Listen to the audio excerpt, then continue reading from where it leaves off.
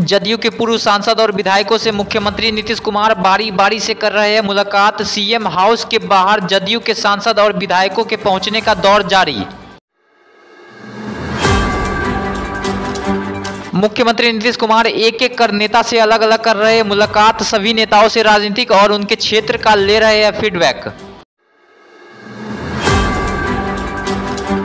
Janata Dal United 1 अगस्त को निकालेगा करवा इत्तेहाद के साथ भाईचारा यात्रा। प्रदेश अध्यक्ष उमेश कुशवाहा ने प्रेस कॉन्फ्रेंस कर दी जानकारी। उमेश कुशवाहा ने कहा कि एमएलसी खालिद अनवर के संयोजकत्व में निकलेगी यह यात्रा। इस प्रेस कॉन्फ्रेंस में लेसी सिंह, सुनील कुमार, गुलाम गौस सहित कई लोग रहे मौजूद। माननीय एमएलसी जनाब खालिद अनवर साहब 1 अगस्त से करवाने इत्तेहाद भाईचारा पर निकल रहे हैं। इसकी यात्रा का शीर्षक है अपनी तारीख को बचाएं, नीतीश कुमार के साथ आएं। बिहार की कानून व्यवस्था को लेकर बीजेपी लगातार नीतीश सरकार पर कर रही हमला। नेता प्रतिपक्ष विजय सिन्हा ने नीतीश कुमार की तुलना धृतराष्ट्र से कर डाली।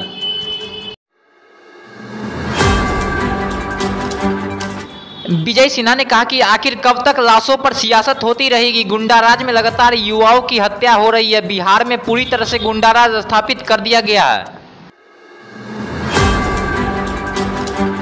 लोजपा के राष्ट्रीय अध्यक्ष पशुपति पारस ने एक बार फिर हाजीपुर सीट पर ठोका अपना दांव। खुद को रामविलास पासवान का बताया उत्तराधिकारी। पशुपति पारस ने कहा कि बड़े भाई रामविलास पासवान ने मुझे हाजीपुर से चुनाव लड़वाया था। मैंने उनका आदेश माना और बिहार सरकार का मंत्री पद छोड़ सांसद बना। मैं इस नाते रामविलास जी का उत्तराधिकारी हूं। दरभंगा के बाद मधुबनी और औरंगाबाद में इंटरनेट को किया गया बैन। गृह विभाग ने मधुबनी जिला और औरंगाबाद के हसपुरा प्रखंड में इंटरनेट सेवा पर लगा दी रोक।